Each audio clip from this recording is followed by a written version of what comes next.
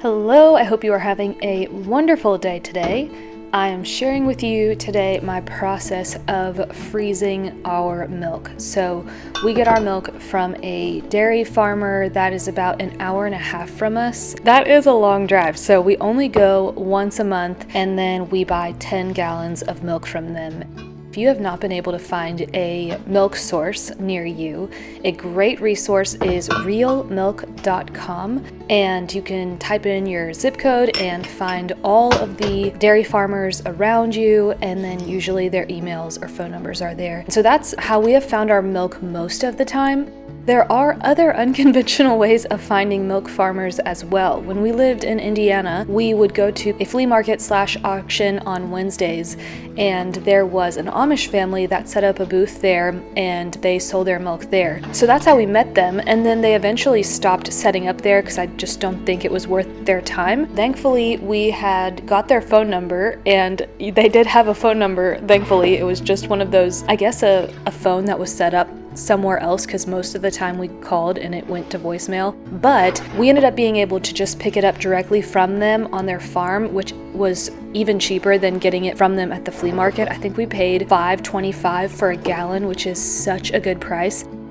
It's also nice to see how your farmer farms and the cleanliness of the place. That is something I would recommend. Anywhere you do get milk, to be able to go get it directly from them so you know exactly the conditions of where your milk is coming from. So the Amish farm was obviously pristine, gorgeous, everything was so neat and tidy, and they would always put it in gallons or half gallons for us. The one problem with them was though that they took the cream off of the top and made and sold their own butter, and so I never got to make butter or anything because the milk that we got from them always came already pre-skimmed, whereas our dairy farm now, every time we get milk from them, we bring our own jars. So most of it is in our half-gallon mason jars. However, I don't have enough half-gallon mason jars available, so I usually have to bring 2 or 3 gallon plastic jugs. But when we pick it up from them, within the day you can see the separation of the cream from the milk, and depending on the time of year that it is, we usually get quite a bit of cream off of our milk from them. This place also, the conditions are super clean, and we've never had an issue with gross milk or even with our milk going off within a few days. Our milk will last more than a week from the time that we pick it up, and that's even with our hour and a half drive back home with our milk in cooler bags with ice packs. So that's another thing. If the milk is going off fairly quickly after you get it, that for me would be a little bit of a red flag, and that is something you could always talk to your farmer about. I think that's what's so cool about knowing your farmer, is you can ask them questions if you have any concerns. We pay $8 a gallon for our milk, and actually since we've started going to them, they have raised their prices. They now charge $10 a gallon, but our milk farmer is so wonderful that she has honored that original price of $8, and so that is what we pay, which is really amazing and a blessing. And it's also so fun to get to know your local farmers and where your food's coming from. Ours is a Christian, and so we always have the best conversations with her. It's just truly a blessing to put a name and a face to where our food comes from, and the bonus of getting to see and pet all of the baby cows each time we go up there. Alright, so now back to the practicalities of getting 10 gallons of milk a month and what we do with it. When we get home, I put all of the milk in the fridge, and that gives it time for the cream to separate from the milk. This will usually separate by the evening time, but I usually let it sit a full 24 hours. And then I will take my little measuring scoops and scoop the cream off of it and put it into another mason jar. And with the cream, I'll either make ice cream or butter in my Vitamix, or chocolate mousse, or I'll save some of it for cream for our coffee. It just kind of depends on what our needs are for that month. And then with the milk that's left over, I will usually make sure I set a gallon aside to make yogurt with. I've shared a video in the past of how I make yogurt. I'll link that video below, but I follow Jill Winger's style of doing it, so I'll also link her video for you because that is where I learned to do it. And her video is a very easy, no mess process. You don't need an Instant Pot. All you need is a cooler, really, and a pot with mason jars. So we do that with 1 gallon, and then whatever we have left, I will freeze it in quart size mason jars. I have been doing this for 3 years. I've only had 2 glass jars break.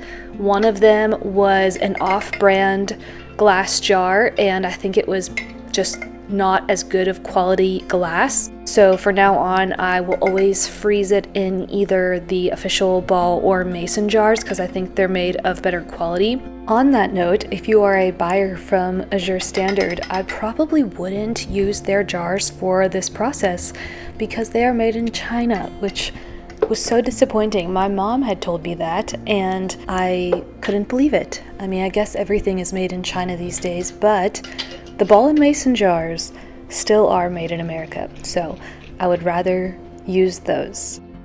And then my other jar that broke, it was because I filled it beyond the curved part.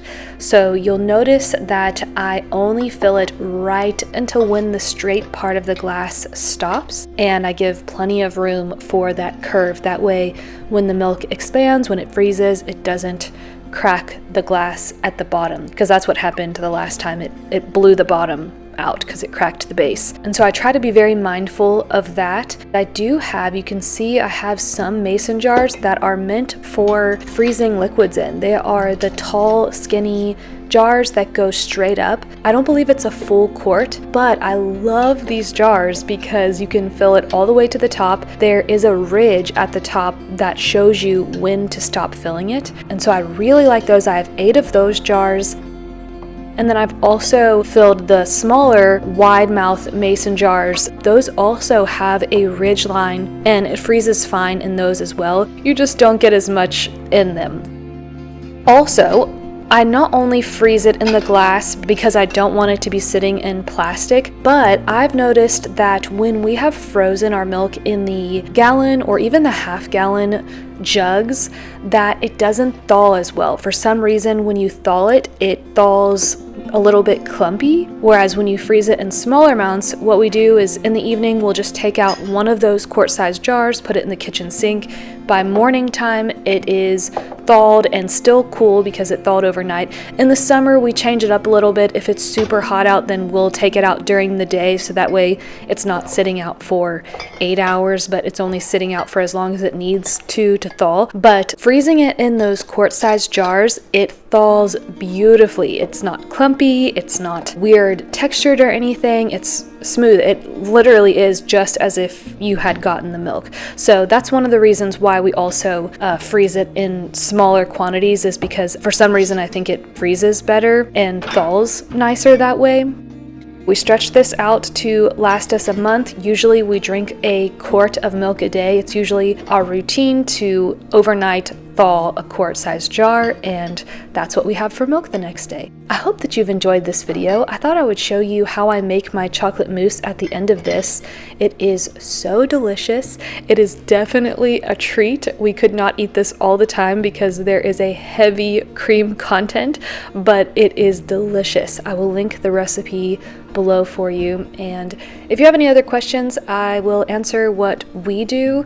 I think everyone has their own style and things that they do, but this is what I've found works for us.